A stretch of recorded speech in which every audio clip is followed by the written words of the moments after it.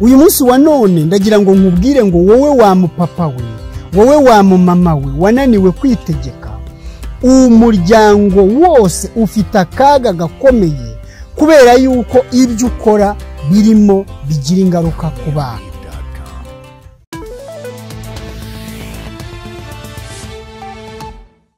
Nongeye kuguha ikaze inshuti muvandimwe, wowe unezezwa n'ibyigisho byacu, ubuntu bw'Umwami wacu Yesu Kristo bubane nawe. Nkuko bisanzwe uri kumwe na Proficient Kayitare. Uyu munsi tugiye kurebera hamwe icyigisho, ni icyigisho ntabwo ari ikiganiro. Tugiye kwiga turebera hamwe uburyo umururumba no kutitegeka byoretse isi. Ntucikwe, kandi niba utarakora subscribe kuri iyi channel yacu, ndagusaba ukore subscribe kugira ngo ibyigisho byose bizajya bigeraho uhite ubibona ako kanya. Reka mbere yuko dukomeza tubanze dusenge. Urakoze Mana yacu, Data wa twese udukunda uri mu ijuru, Muremyi waremye ijuru n'isi, twongeye kunezezwa nuko uduhaye ubuzima, kuba tugihumeka n'iby'igiciro ubishimirwe. Muri uyu mwanya tuzirikanye abantu barwaye, bababazwa n'imibiri, abandi bakaba nta n'ibyiringiro bafite. Data mwiza ubabere umuganga, kandi imbaraga yawe ikiza ikorere mu buzima bwabo. Tugiye rero kwiga, ngwino ubane natwe, utwigishe, utujijure, kandi utugeze ku rugero rwiza, kuko tubisabye mu izina rya Yesu. Amen. Uyu mwanya tugiye kurebera hamwe uburyo umururumba no kutitegeka byoretse isi. Ariko mbere yuko turebera hamwe icyigisho, reka tubanze dusome isomo riri mu Mubwiriza, igice cya 10 umurongo wa 17. Iri somo riravuga ngo, wa gihugu we, ube uhiriwe iyo ufite umwana w'imfuraho umwami, kandi ibikomangoma byawe bikarya mu gihe gikwiriye, kugira ngo bigire amagara bitarimo isindwe. Wa gihugu we, ubuhiriwe. Aya ni amagambo meza cyane. Ikintu kijemo guhirwa ni ikintu gikomeye cyane. Wa gihugu we, ubuhiriwe iyo ufite umwana w'imfuraho umwami, kandi ibikomangoma byawe bikajya birira ku gihe, bikajya birira mu gihe gikwiriye, kugira ngo bigire amagara mazima bitarimo isindwe. Aya magambo ijambo ry'Imana hari icyo ryashakaga kuvuga. Buriya iyo ijambo ry'Imana rivuze ngo wa gihugu we, ntabwo riba rivuze ubutaka, ntabwo riba rivuze ibiti, ntabwo riba rivuze amabuye n'imigezi n'ibiyaga, riba rivuze abantu bari muri icyo gihugu. Ni nk'uko wavuga ngo, mwabaturage mwe, mwabantu mwe, muba muhiriwe, muba mugize umugisha iyo mufite umwami mwiza, kandi abakorana nawe, abayoborana nawe bakaba abantu birinda, barira ku gihe, kandi batarangwa n'isindwe. Aya magambo agarutse ku kintu cyitwa kurya, gusinda, kandi aya magambo arakomeye cyane. Buri gihe kigira ibihe byacyo n'ibijyana nacyo. Ntabwo uyu munsi wenda turi buvuge ngo wa gihugu we, ngo ubuhiriwe iyo ufite umwana w'imfuraho umwami. Reka turebe ahubwo muri rusange, mu nzego zose z'ubuzima, zaba iza politike, zaba iz'ubucamanza, zaba iz'iby'idini, mu miryango, yaba iyegamiye kuri leta n'itegamiye kuri leta, muri rusange abantu baba bafite umugisha iyo bayoborwa n'abantu bazima, batarangwa n'umururumba no gusinda. Warubizi neza yuko imanza zigorekwa mu nkiko akenshi ziterwa n'impamvu y'umururumba. Waruzi ko impamvu abantu bamwe baryamira abandi bakabarenganya biba bifite impamvu ibiri inyuma ishingiye ku mururumba. Waruzi neza ko abantu benshi impamvu bamburwa utwabo abandi bakababazwa biterwa n'impamvu y'umururumba. Aya magambo agaragaza neza yuko kwirinda ari ikintu cy'ingenzi cyane mu bantu bayobora abandi. Kandi aya magambo agaragaza neza yuko umwami cyangwa umuyobozi n'abakorana nawe, reka tuvuge ngo kuri buri rwego umuntu wese uyobora ayoboresha imbaraga z'ubuyobozi ahabwa n'abamufasha bose. Iyo barangwa no kwirinda batarimo isindwe, ibintu byose bigenda neza. Aha ndetse umugaragu w'Imana Salomo arahuza ubushobozi bwo kuyobora, imico ndetse no kwitwararika bikwiriye kuranga abayobora.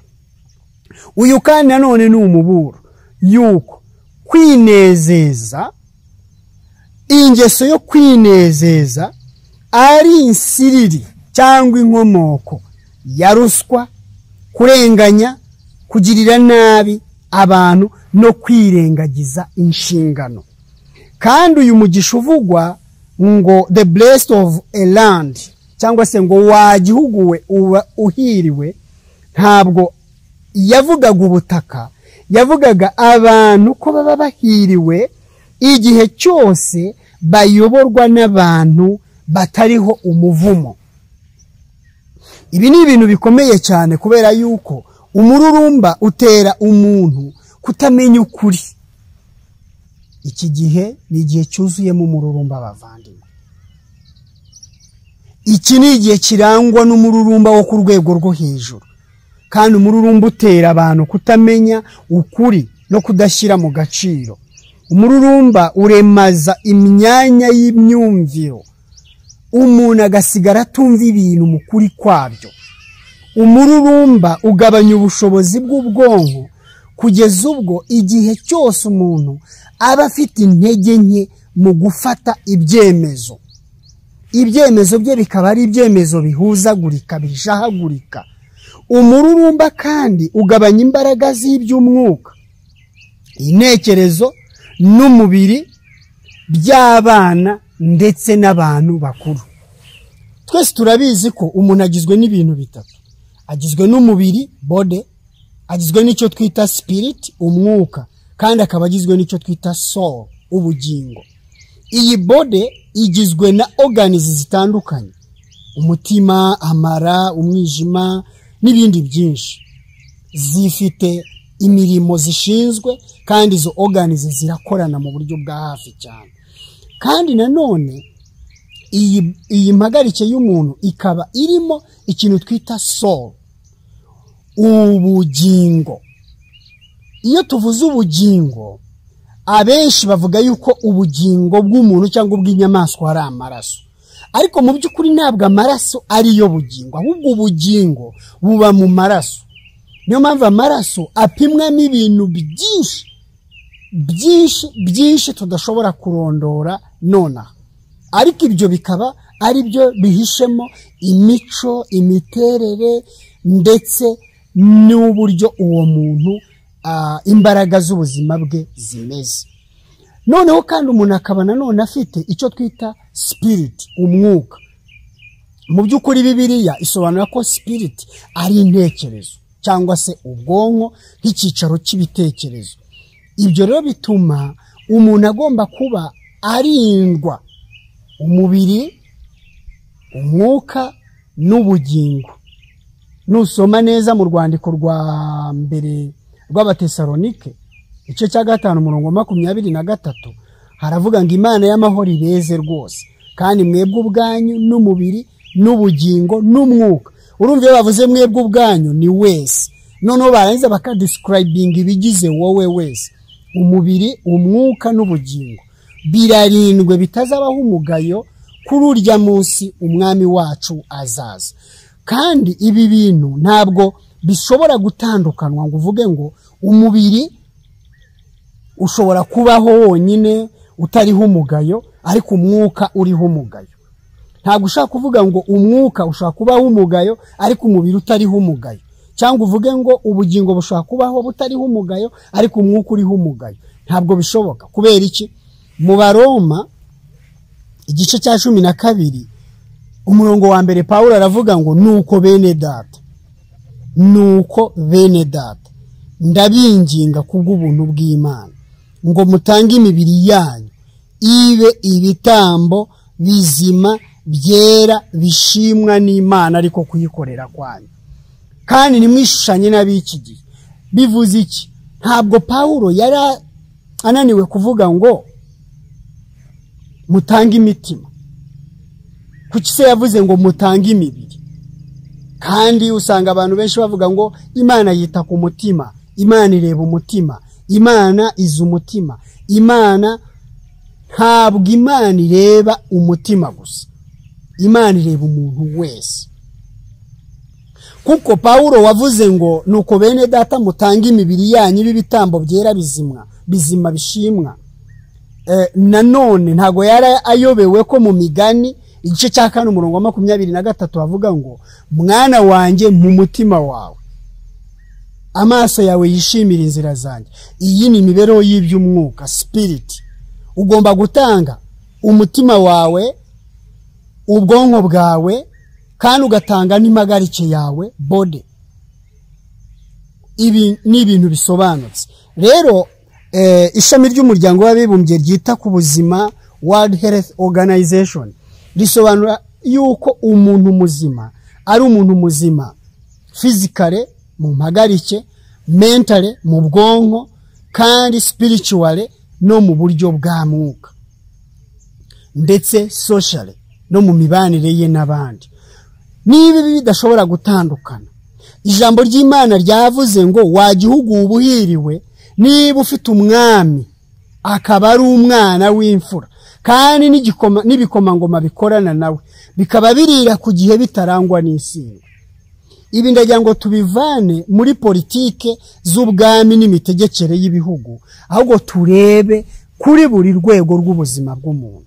Niba uri umuyobozi w'itorero, niba uri pasiteri, niba uri umucamanza, niba uri umuganga, niba uri papa mu rugo, niba uri mama mu rugo, niba ari umuyobozi w'ikigo cy'amashuri, ukwiriye kumenya neza yuko iri jambo rikureba. Igihugu kizaba gihiriwe niba kigufite uri umuntu wirinda, urira ku gihe, kandi utarangwa n'isindwe. Mbese isindwe ryaba ritwaye abantu ibingana iki? Byinshi cyane. Mbese isindwe ryadutwaye abantu, isindwe ryadutwaye abantu ryateje impanuka, abantu benshi batikirira mu mamodoka bitewe no gutwara basinze.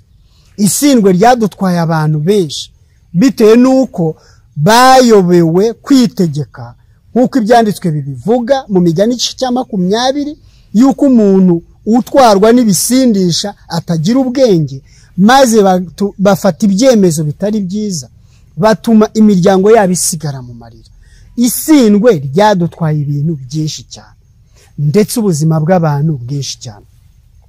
Ni imiryango ingana iki ishonje uyu munsi wa none bitewe nuko ba papa bashinzwe kugaburira iyo miryango amafaranga bakorera bayamarira mu kabari. Ni imiryango ingana iki yambaye ubusa bitewe nuko aba papa bashinzwe kwambika abagize uwo muryango ibyo bakorera bishirira mu nzoga. Ni imiryango ingana iki irimo abana babujijwe amahirwe yo kwiga bitewe no gusinda. Ni imiryango ingana iki yatse gatanya, umugabo n'umugore bakaba baratse ubutane bitewe no guhora bakubitwa kubwo gusinda. Ni imiryango ingana iki umuvandimwe atakivugana n'undi bitewe no gufata ibyemezo bihubukiweho kubera gusinda. Ijambo ry'Imana riravuze ngo wagihuguwe ubuhiriwe iyo ufite umwami nk'umwana w'imfura. Niba ufite umwana w'imfura h'umwami, kandi bikomangoma bikaba birira ku gihe bitarangwa n'isindwe, urahirwa wagihugu. Mwa muryango mwe, mwa matorero mwe, mwa bantu mwe, murahirwa niba abantu mubana nabo by'umwihariko ababayobora batarangwa n'izo ngeso. Umururumba ugabanya imbaraga z'iby'umwuka, intekerezo n'umubiri nk'uko nari mbivuze. Umururumba ugabanya ubushobozi bw'umuntu mu gutegura imigambi n'inama. none se nimumbwire ni gute umucamanza waba waraye mu kabari kugeza mu masaa 6 saa 7 z'ijoro ushobora kunyizeza yuko mu gitondo ari buhagarare cyangwa ari bwicare imbere y'abantu babiri baburana ubwonko bwe bugashobora gukoresha ukuri? Ntabwo bishoboka. Intekerezo z'uwo muntu ziba zirangwamo guhuzagurika no gufata ibyemezo bikennye. Wagihugu ubuhiriwe niba umucamanza wawe ari umuntu urira ku gihe atarangwa n'isindwe. None se nimumbwire umwarimu waraye mu kabari kugeza mu masaa 7 saa 8 z'ijoro uri bubyuka agakaraba akambara akajya gutanga ubumenyi, ubwo bumenyi ari butange buraba uri bumenyi iki? Buraba bwuzuyemo guhuzagurika, kwibeshya ndetse n'intekerezo zifite intege nke. Uyu munsi wa none ndagira ngo nkubwire ngo wowe wa mupapa we, wowe wa mama we wananiwe kwitegeka, umuryango wose ufite akaga gakomeye kubera yuko ibyo ukora birimo bigira ingaruka ku bana. Reka ngusomera amagambo intumwa y'Imana Ellen White yanditse mu gitabo cy'abakurambere n'abahanuzi ku ipaje ya 387. Isubi ya mbere nsomye igitabo cyo kuri internet PDF baranditse ngo ababyeyi bombi bokoza abana babo ibibaranga, byaba iby'intekerezo, iby'umubiri, ibibakurura, ipfa ry'inda n'ibindi. Ababyeyi bahaho ku bana babo ibi byose bibaranga: kurakara vuba, gufata ibyemezo bihubukiweho, kutitegeka, kuvugagura amagambo, kuba umunyamazimwe n'ibindi bibi byinshi. Babyokoza abana babo. N'ingaruka ziterwa no kutirinda kw'ababyeyi. Akenshi abana bagira intege nke z'umubiri, iz'ubwenge ndetse n'iz'imico mbonera. Abanywi b'inzoga n'abanywi b'itabi babasha kandi kwanduza abana babo mururumba wabo. Amaraso ahorana inyota kandi agurumana ndetse n'imyakura ihora yikanga ubusa, bakabiraga abana babo. Niyo mpamvu ushobora gusanga mu muryango umwe umwana yarabaswe n'ibisindisha kubera ko se cyangwa sekuru ariko yarameze. Niyo mpamvu ushobora gusanga mu muryango umwe barabaswe, barahindutse abanyantege nke cyane imbere y'icyaha runaka. Ibi rero ntabwo abantu benshi tubizi. Igisekuru kimwe gihererekanya n'ikindi gucika intege no kurushaho kuba kure cyane y'ibyo Imana iduhamagarira kugeraho. Bite n'ibyo turya? Reka turebe. Ameza yacu arangwaho ibyo kurya byangiza ubuzima bwacu bitewe no kutamenya kwitegeka. Intumwa y'Imana Ellen White yabyanditse neza mu gitabo cy'inama ku mirire n'ibyo kurya, paje ya 294 ku gasubi ka 3. Aravuga ngo ameza yacu akwiriye gutegurwaho gusa ibyo kurya biboneye.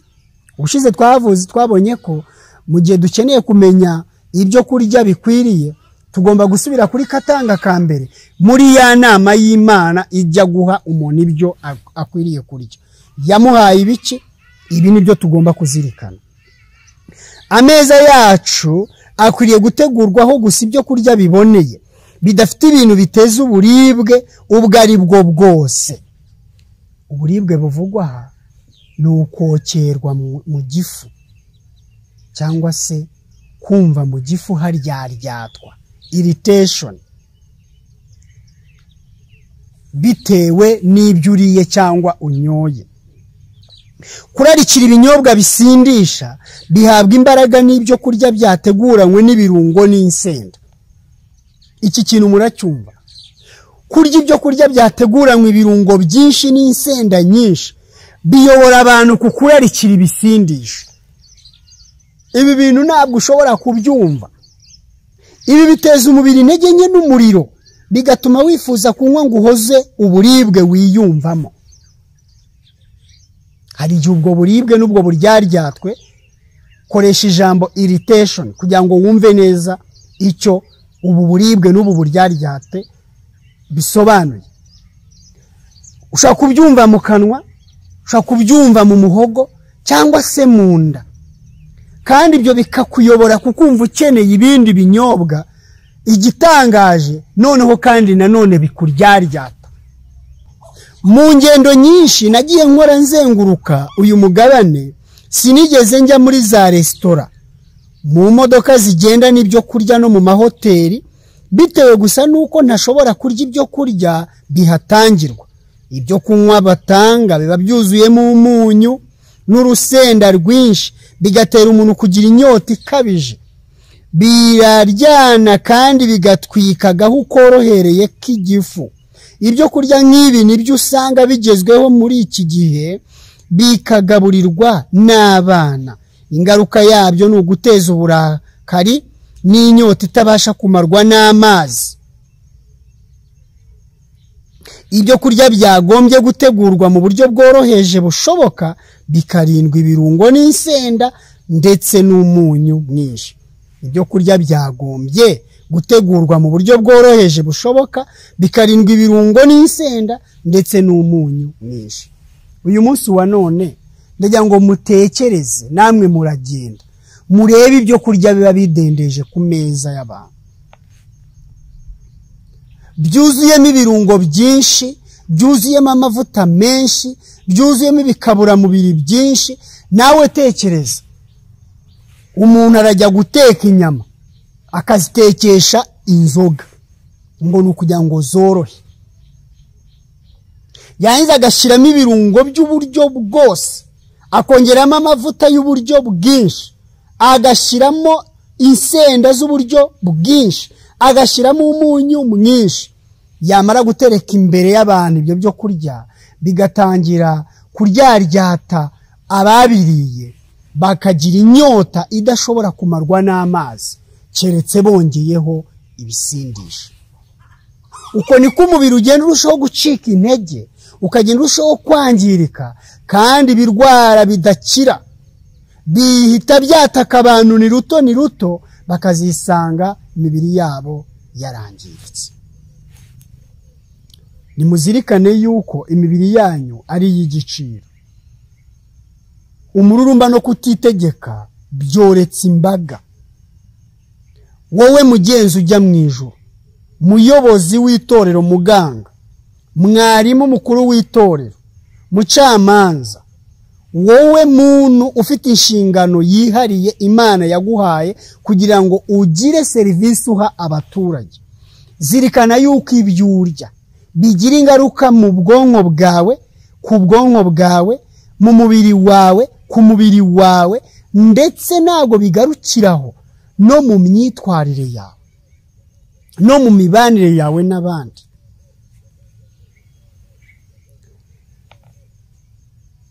Ababyeyi ntabwo bazirikana ibyo kurya baha abana. Benshi babaha amabombo abarimo utuntu twokera ngo turabavura inkorora, abandi bakabaha amabiswi arimo ibintu byokera, abandi bakabaha ibyo kurya by'imigati irunzweho amavuta n'ibikomoka ku matungo byuzuyeho insenda by'uburyo bwinshi, n'imigati ya hamburger yuzuyeho ibirungo by'uburyo bwinshi cyane. Ibi byose ntabwo bigirira umubiri neza, ahubwo birawangiza. Nimugaruke ku byo kurya by'akatanga ka mbere byoroheje kandi bitetswe mu buryo bworoheje, muzagira amagara mazima. Zimwe mu ndwara murwaye zizakira nta n'isaro ry'ikinini munyoye. Umva uko intumwa y'Imana Ellen White yavuze mu gitabo cy'abakurambere n'abahanuzi, page 387, subi ya 2. Yaravuze ngo kenshi na kenshi abahehesi baragaba bakomokaho irari ry'ibibi ndetse n'indwara mbi cyane. Ababyeyi baragabana babo buhehesi n'imize, indwara zo mu bwonko n'ibindi, bitewe nuko batirinze, nabasekuru batirinze, nabasekuruza batirinze. Igisekuru kimwe kigahererekanya n'ikindi, kigahereza ikindi, generation imwihereza indi. Abantu kugeza ubu tumaze gupyinagara no kwangirika ku rwego rubabaje, bitewe nuko ba data basogokuru na basogokuruza batirinze, kandi natwe dukomeje kugira ikirenge mu cyabo, tunarushaho cyane kubera yuko ibibi birushaho nabyo kwaduka. Umva ukuntu na wahitavuga. Kenshi na kenshi abahehesi baragaba bakomokaho irari ry'ibibi ndetse n'indwara mbi cyane, kandi kubera ko abana bafite imbaraga nke zo kwihanganira ibigeragezo ugereranije n'izo ababyeyi babo bari bafite, uko ibihe bigenda bihita niko abantu bagenda basubira inyuma. Ntabwo ku rugero runini ababyeyi ari bo gusa nyirabayazana w'irari no kwifuza kubi biranga abana babo, ahubwo ni nabo ntandaro y'ubumuga bw'abana babo. Ibihumbi byinshi bavuka ari ibipfamatwi, impumyi, abarwayi cyangwa badafite ubwenge bwuzuye. Uzabyara umwana n'umubonaho inenge utangira ujye mu bapfumu.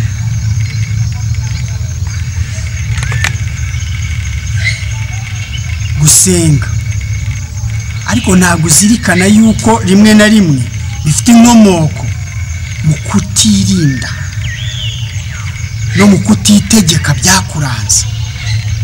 None se uzabona umwana wawe yaradutsweho n'irari ritagira gitangira, ukubite ubone nta kintu na kimwe gihinduka, wibwire ngo hari ikindi kibazo afite yabikomoka. Wibuke ko uwo mwana afite DNA zawe 100%, kandi DNA zawe zihishwemo imico yose ikuranga, ni nayo nubundi wamusangije, niyo azaha umwuzukuru wawe, kandi bibi bizakomeza kugenda byiyongera muri ubwo buryo, cyane ko icyaha kigenda kirushaho kutunaniza kwitegeka, bikarushaho kutubera ikibazo. Dore ibintu 7 tugomba kwitondera tugiye kurya. Icyambere, kwirinda kurya amoko menshi y'ibyo kurya cyane. Ibi twarabibonye no mu byigisho byatambutse. Irinde kurya ibyo kurya by'amoko menshi cyane, kuko binaniza igifu n'umwijima, kandi ibi bituma ubwonko bwawe buhorana umunaniro, umubiri wawe ugahora uremerewe. Ntukarenza amoko 3 y'ibyo kurya ku meza yawe. Niba ameza adendeje ibyo kurya byinshi, toranya ibyo kurya bishoboka. Iyo ni ingingo ikwiriye kuzirikana. Ikintu cya kabiri ukwiriye kwitondera, kwirinda kurya dusomera. Ugomba kwirinda kurya usomera. Iyo uriye ibyo kurya usomera, biteza ingorane ubuzima bwawe. Ntabwo ari byiza, kuko kurya usomera bigabanya imbaraga za enzymes zikorerwa mu kanwa zikavangwa n'amacandwe. Icyo gihe rero bituma ubuzima bwawe butakaza ubushobozi bwo kunogereza ibyo kurya wariye.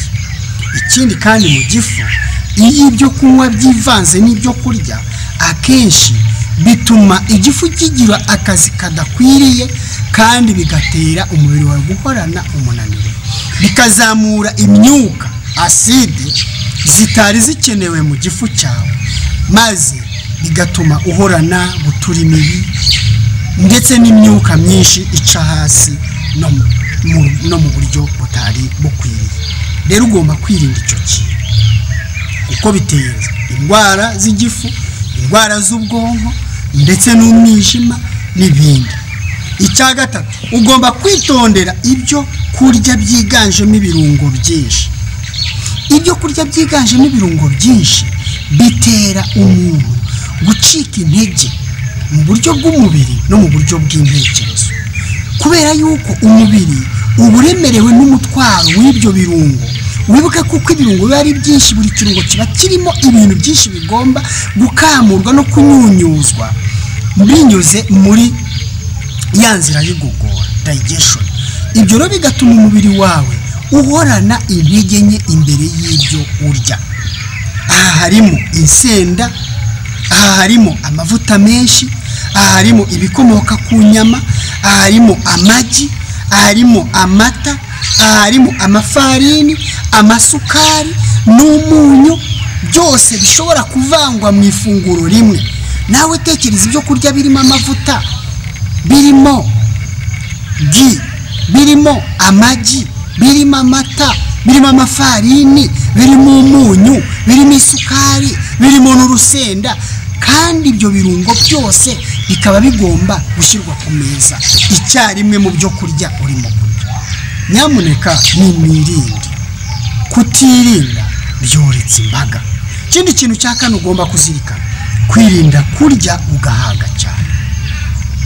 Ukwiriye kurya kugira ngo ubeho, ntabwo ubereyeho kurya kugeza ubwo kurya bigutegeka, ukarya ukarenza mbiga, kugeza ubwo igihe cyose umuntu amaze kurya asigara no guhumeka biba bimuruhije, agasigara ahunyiza ashaka gusinzira kubera ko aciwe intege n'umutwaro w'ibyo kurya yariye.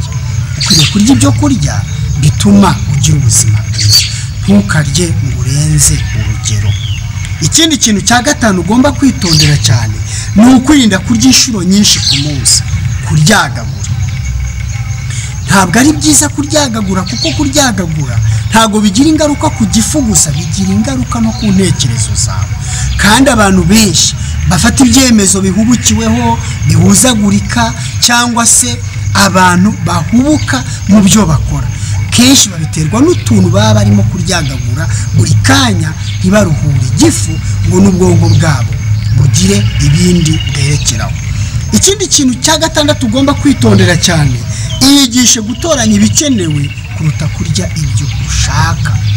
Iyigishe gutoranya ibikenewe kuruta kurya ibyo wowe ushaka.